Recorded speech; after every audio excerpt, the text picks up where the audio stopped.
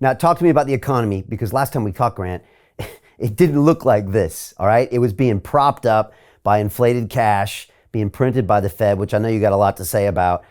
Even then you were saying, don't buy a house. Now we've seen the market come way off. Double-digit inflation, at least here in the UK. I know it's cooled off a bit in the US. Printing more money, recession, commodity prices going up. What are you telling people now? Well, I think the economy is going to get very, very difficult, at least in America. I think a lot of this is fabricated. I think inflation picked up where COVID ended.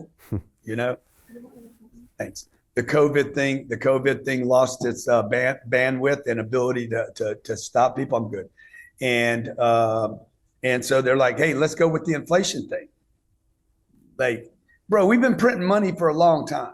This last print, you know, everybody printed. Oh, yeah. Okay, we have a supply chain inflation today. This isn't about too much money. I don't believe it's about too much money. I believe this is, and I don't understand every intricacy of the money. I don't pretend to know everything, and this will disturb a lot of people that I even have an opinion on it. But most people cannot even explain what inflation is, other than we printed too much money. I'm like, okay, give me a little more than that, bro. Because if me and you're sitting on a Monopoly table and we run out of money, the rules in Monopoly are we can bring out more money so that the game doesn't end. And if everybody gets $1 million, there's 6 of us in a room and we all become billionaires at the same time, or 6 billion people on planet Earth all become billionaires at the same time. So nothing changed. It was a constant. And every country on planet Earth printed money during COVID. So what happened? We all ended up with more money. And so we go buy stuff. And the economy in America is going to go from a supply chain problem to too much inventory. It's already happened right now. Like we're already over the inflation problem here. Nobody's telling anybody that, which makes me believe that they're using inflation like they used COVID, okay, to get political control over people. So the inflation thing, to me, shipping's down, lumber's down, all commodities are down, food prices are down, oil prices are down pre-COVID. But nobody's saying that. They're saying we have inflation. And we have inventory swelling over here in America. That's why you're seeing all the retailers get crushed. Now, when inventory swell, prices are going to come down, and unemployment is already starting to happen, and they're covering that up as well. Notice what Elon did. Elon went and purged Twitter. Yeah. He fired all those people, by the way. They didn't quit. Anybody thinks they quit, that's bullshit. He walked in and said, hey, my name's Elon Musk. If you don't know who I am, this fucking party is over, okay? How much did you enjoy watching what Elon did from a guy that runs a business? Because I watched that and I was just like, man, I mean, I'm sure you had moments like Elon had those first 2 weeks, right? The first 2 days of COVID, I killed an entire department. COVID happened. I forget what the date was. Let's say it was the 16th. It was announced. I was on a plane, flew to Miami on the 17th, shut down an entire department, and 42 people lost their lives. Yeah, I remember. So I did that because I wanted to save the other departments, and we did. But Elon's a purger. This isn't the first time he's done this. And by the way, while he let go, he fired 1,900 people. The same week, Amazon fired 11,000. Facebook fired 4,000, okay? But nobody's talking about that because they're going after Elon now. Yeah. Yeah. So they're going to target Elon as a bad guy now.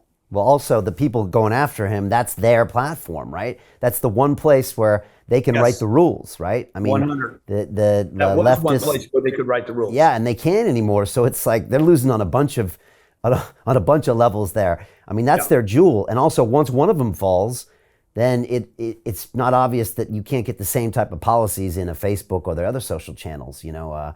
Well, nobody's watching Facebook anymore, so that's over. But it's like we all assume that. I mean, look, I got censored like a madman in 2020. I know you did. And all the platforms in conjunction just dropped me. And they all, since they were all doing it together, it was all right. Imagine if there was one where a guy was like, no, we're not doing that. We might hold the others more accountable. But for me, these people, these radical people with these agendas to devalue every family principle the people that on this planet that hold family valuable, religion valuable, God is valuable. Whether you agree with it or not, there's people on this planet that think the family unit, think birth is important, think God and church is important. These people always go too far. There's many people on this planet that think that we're over medicating kids. These people always go too far. Okay, tobacco companies went too far. Remember that? Yeah. And said, "Oh no, we don't cause cancer, we don't create cancer." Well, sooner or later, everybody's like, "Okay, it's too far." And so, what Elon Musk did buying Twitter, I think, is one of the most genius things that we have seen done in the 21st century. And I also think that he's going to turn it into something spectacular that nobody can even imagine yet. And they had the political foothold. No other platform was talking politics as much as Twitter. Yeah. Facebook, Instagram, Snapchat, none of them were politically oriented, as you know. And so I just think it's going to be unbelievable for free speech. And if he wants $8 a month, I'd rather have free speech than have a free Twitter. Yeah. But $44 billion, Grant. Would you like to be spending the next 5 years turning that sucker around? I wish I could. I wish I had $44 billion to spill. Yeah, I think he's going to do some amazing things with it, but that's a big chunky price he paid for that thing. So I think he's going to be fine, bro. I think that is going to become that could become a blockchain play. Hey, do you want to profit from crypto? Then join my DeFi Academy. The Crypto DeFi Academy will help you create generational wealth. But don't take my word for it. Listen to my students. When I first got into crypto, I remember thinking to myself, I need to learn more. Brian Rose, learning crypto, learning DeFi, gotta do it.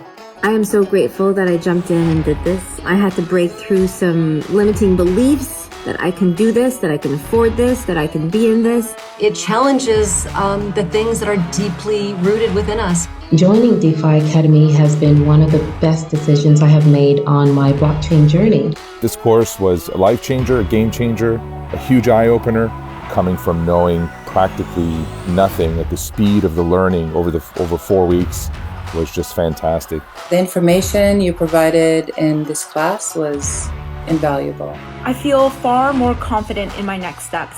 You took complex concepts and made them easier to understand. What's different than so many other ones is it just doesn't tell you what to do. It actually makes you do it. This is for people who are serious about becoming traders. This is the way it should be done. I realized from this learning experience again that it is not about what you learn, but about who you learn it from. The energy was insane.